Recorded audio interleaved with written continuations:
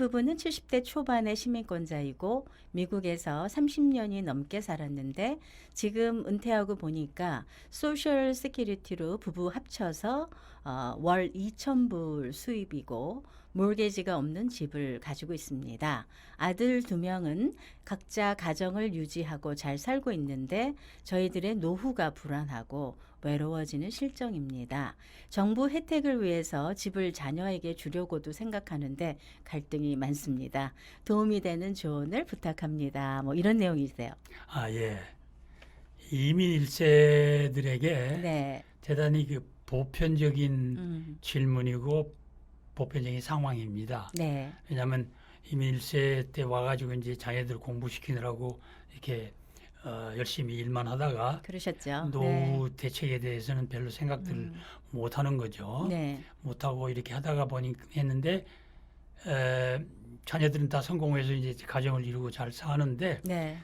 본인들은 나이 들어가고 네. 늙어가고 또 재산 그 은퇴 준비도 잘 안 되고 그렇죠. 네. 이래서 생기는 마음의 갈등들입니다. 네.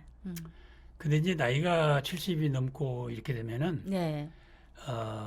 그 모든 기능이 낮아지잖아요. 네. 떨어지면서 마음도 변화가 오고 마음도 약해지고 이제 이렇게 됩니다. 네. 이럴 때 그 이후에 이제 80대, 90대 이게 노후가 됐을 때 네. 누가 나를 케어하고 내가 어떤 상태에 어떤 혜택으로 살게 될 것인가 하는 것을 다들 생각하고 있습니다. 네. 돈이 있는 사람이든지 없는 사람이든지 네. 다들 생각하죠.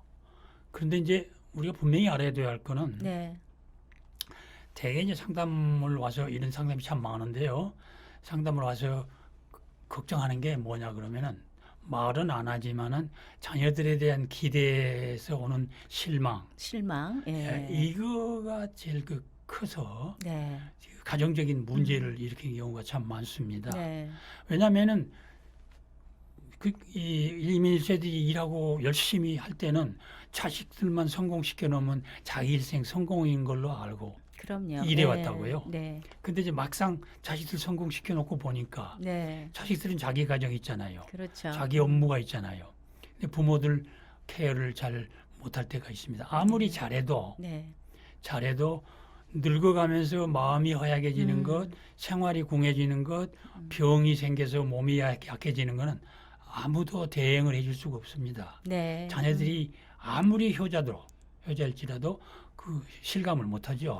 부모님 입장에서는 뭔가 좀 부족하죠. 네. 예. 이제 그렇기 때문에 지금 국가에다 의존을 해야 될 때 네. 국가에 어떻게 하면 의존을 하느냐. 이러니까 이제 사람들이 집 있는 거 아들 줘버리고 정부의 혜택에 의해서 하면 되지 않겠느냐. 네. 쉽게는 그렇게 생각합니다. 근데 정부 혜택도 받을 수는 있을런지 모르지만은 그 혜택을 받는 과정이 네. 쉽지도 않고 네. 또 불편한 게 많습니다. 아무리 내 돈 가지고 나를 커버는 하면 비교가 되겠습니까? 네. 그래서 기본적으로 우리가 생각해야 할 거는 물론 이제 젊었을 때 노후의 대책을 염두에 두고 해야 되지만은 네. 그러지 못할 경우에도 네. 있는 재산, 자기 재산 자기가 죽을 때까지 관리하면서 쓰다가 네. 남는 것은 자녀들 주고 네. 또는 뭐 어디 도네이션하고 이렇게 생각을 갖는 것이 편리합니다. 중간에 미리 주지 말고요. 예, 그거 뭐 준다는 것도 뭐 줘야 될 사정이 있으면 주는 거지만은 네. 주고 난 후에 여러 가지 생기는 뭐 문제들이 이제 많이 생기거든요. 네. 근데 이분의 경우도 두 분이 합한 소셜 인컴이 2,000불이라고 그러지 않았어요. 네. 그리고 몰개지가 없는 집을 가지고 있습니다.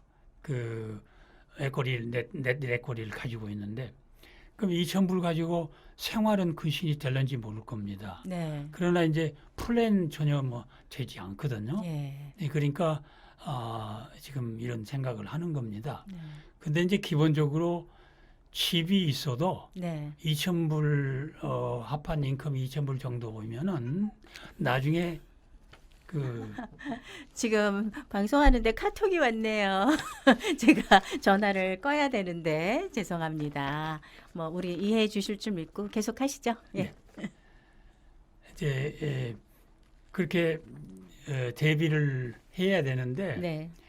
대비가 안 될 경우에 이제 어떻게 대책을 한다는 게 이제 정부의 혜택을 많이들 생각을 합니다. 네. 근데 이분의 경우는 두 분이 합한 고정 인컴이 2.1밖에 안 되니까 네.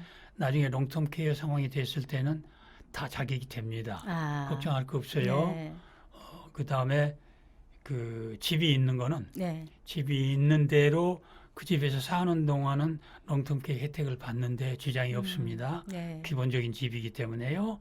그리고 그 집이 이제 그 집을 유지를 못하겠다 네. 한다든지 이렇게 상황이 바뀌어지면은 그 집의 애거리를 활용을 해서 본인이 필요한 데 쓸 수 있도록 하는 아. 프로그램이나 제도가 또 있습니다. 네. 리버스 그 밀러스 트러스트 펀드라고 그러죠. 네. 아니 리버스 몰기지라고 그러죠. 네. 이런 프로그램들이 있기 때문에 활용해서 자기 재산과 자기 애거리는 본인이 다 쓰는 걸로 방침을 세워주면은 좋겠습니다. 네. 만약에 지금 오늘 네.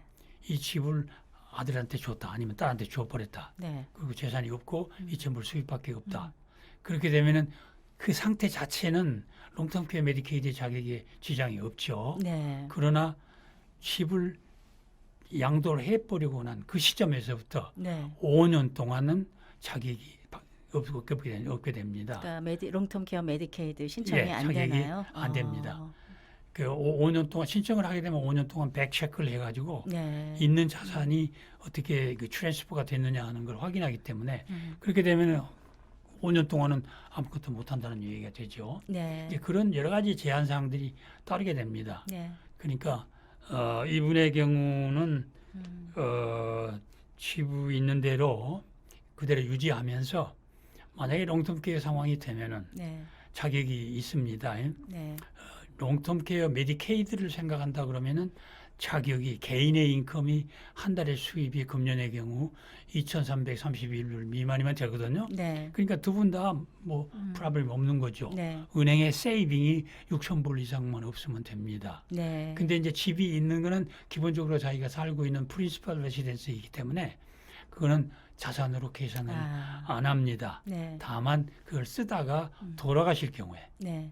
돌아가실 경우에는 그 쓴 것만큼 메디케이드가 리커버리를 하게 됩니다. 네. 그때 이제 여러 가지 또 사정이 또 따르게 되는데 네. 그런 거 복잡한 거 다 생각 안 하셔도 지금 일단은 자기 재산 가지고 본인이 쓰시도록 그거 다 쓰다가 떨어지잖아요. 네. 그렇게 되면 롱텀 케어 메디케이드나 또는 정부의 혜택이 자동적으로 이제 들어옵니다. 네. 혜택을 주게 돼 있으니까 네. 그때 가서 정부의 혜택을 받는 거죠. 네. 불편하더라도 정부 혜택을 받게 되는 겁니다. 네. 예, 그렇게 생각해 주시면 좋겠습니다. 네, 지금 이분 같은 경우에는 집을 자녀한테 주는 것보다는 갖고 계시면서 계속해서 잘 유지하시고 관리하시면 도움이 된다는 이런 말씀이죠. 예, 리버스 몰기지나 네. 또는 여러 가지 제도가 있기 때문에 네. 그 집에 살면서 계속 애거리를 활용할 수 있는 프로그램이 돼 있습니다. 네. 혹시 이 방송을 보시다가 또는 들으시다가 궁금하신 분들은 AWSA에 상담 신청하시면 됩니다. 프랭클리 선생님은 매주 수요일에 오셔서 상담해 주십니다. 상담 전화번호는 201-862-1665입니다. 선생님 오늘도 좋은 말씀 감사합니다. 감사합니다. 감사합니다.